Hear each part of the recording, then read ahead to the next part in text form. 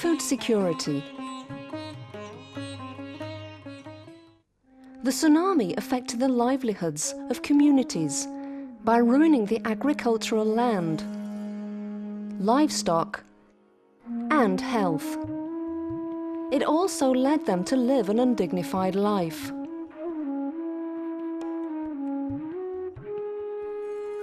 The project promoted sustainable and diversified farming technology by adopting new ways of rice cultivation, system for rice intensification,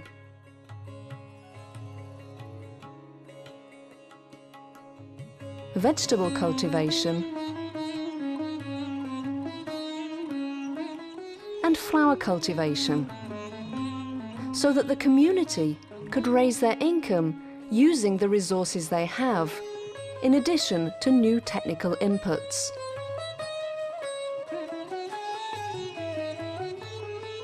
Implemented SRI, System of Rice Intensification. That's the foremost activity under food security. So we issued these books to all our SRI farmers.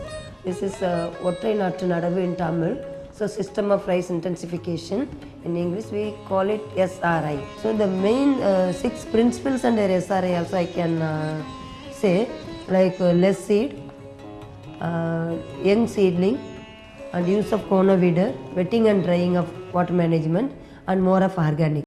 So I train all the community organizers. So at field level we train the farmers as well as laborers. At the end of the project we thought for the sustainability we have to take up some more additional FFS at the request of the farmers. So we took over all the staff, community members for exposure visits, tour. For the sanitation we have taken them to Setiyar Top for the solid waste management. And then EM is one of the important activity in SRA as well as flower vegetable cultivation. IGP, Income Generation Program, constructing farm ponds with the community contribution also in order to save rainwater so that they can utilize this water for the future use. ஒத்தநாத்து ஒரு acre வந்து பழப்படி நட்டேன், ஒரு acre இந்த அரை acre வந்து இந்த ஒத்தநாத்து 12 நாளில் நட்டுருக்கிறேன்.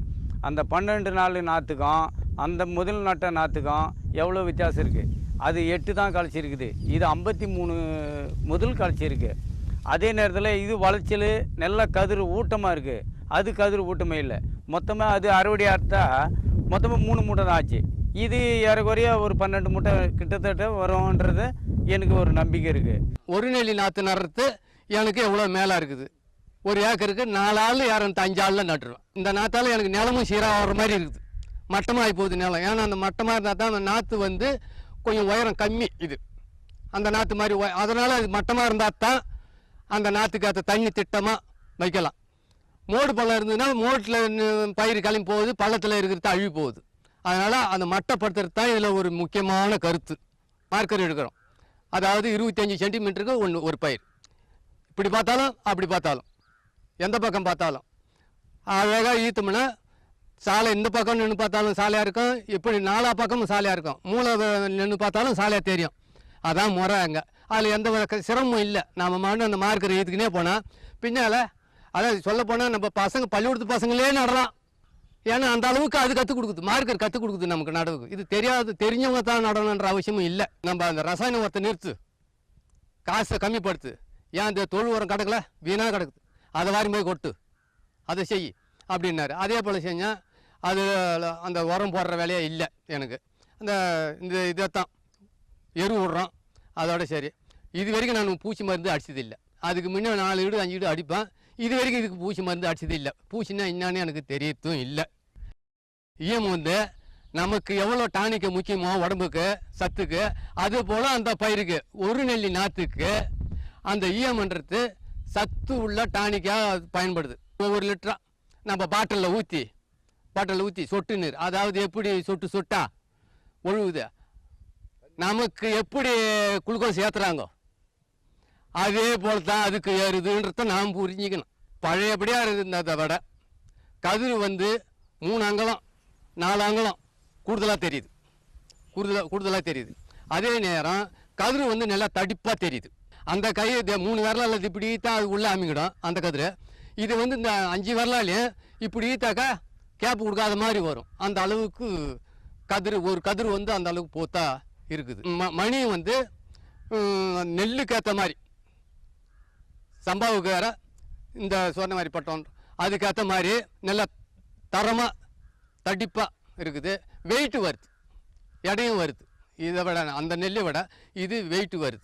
எல்லா விதத்துலையும் இதில் தான் தவறுன்னு சொல்கிறதுக்கு ஒரு பாயிண்ட் கூட எடுக்கிறதுக்கு என்னால் முடியல.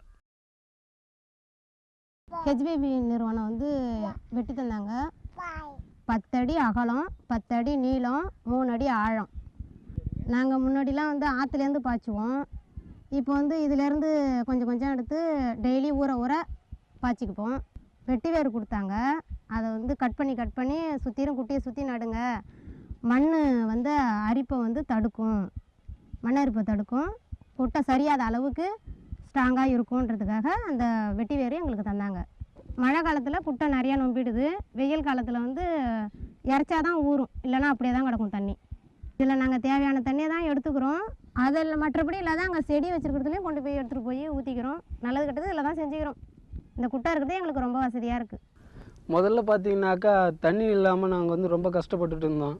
அதாவது ரொம்ப தூரம் போகிறது, 2 கிலோமீட்டர் 3 கிலோமீட்டர் தூரம் போயிட்டு நாங்கள் தண்ணி எடுத்துகிட்டு வந்து தான் நாங்கள் விவசாயம் பண்ணிகிட்டு இருந்தோம். இப்போ பார்த்தீங்கன்னாக்கா பசுமை திட்டத்துலேருந்து ஈகோ வெஞ்சர் இதில் வந்து அவங்க வந்து எங்களுக்காக வந்து குட்டை எடுத்து கொடுத்துருக்காங்க. அது பார்த்திங்கன்னா இப்போ வந்து 2 மீட்ரு இல்லை 3 மீட்ரு ஆழம் இருக்குது. தண்ணி நல்லா கிடைக்குது. இப்போது மழை டைமில் வந்து நாங்கள் தண்ணி வசதி நல்லா இருக்குது. வெயில் டைம்லேயும் வந்து ரொம்ப யூஸ்ஃபுல்லாக இருக்குது எங்களுக்காக. அதை வச்சு நாங்கள் வந்து தவுக்கு நாத்தாங்கால், தைல நாத்தாங்காலுக்கு வந்துட்டு ரொம்ப தூரத்தில் இருந்து தான் தண்ணி எடுத்துன்னு வந்து ஊற்றின்னு இருந்தோம். ஆனால் இப்போ வந்து இந்த பண்ணைக்குட்டை எடுத்து கொடுத்ததுலேருந்து பக்கத்துலேயே நாற்று இருக்கிறதுனால பக்கத்துலேயே குட்டை எடுத்து கொடுத்துருக்காங்க. நாற்றும் பக்கத்தில் இருக்குது. நாங்கள் ரொம்ப சீக்கிரமாக தண்ணி மொண்டு ஊற்றிக்கிறோம். கஷ்டம் இல்லை எங்களுக்கு. அது இல்லாமல் காய்கறி வகைகளுக்கோ இல்லை மற்ற பயிர் வகைகளுக்கோ நாங்கள் குட்டை பக்கத்தில் அவங்க எடுத்து கொடுத்துருக்கிறதுனால நாங்கள் தண்ணி பக்கத்தில் மொண்டு ஊற்றுறதுக்கு எங்களுக்கு ரொம்ப ஈஸியாக இருக்குது.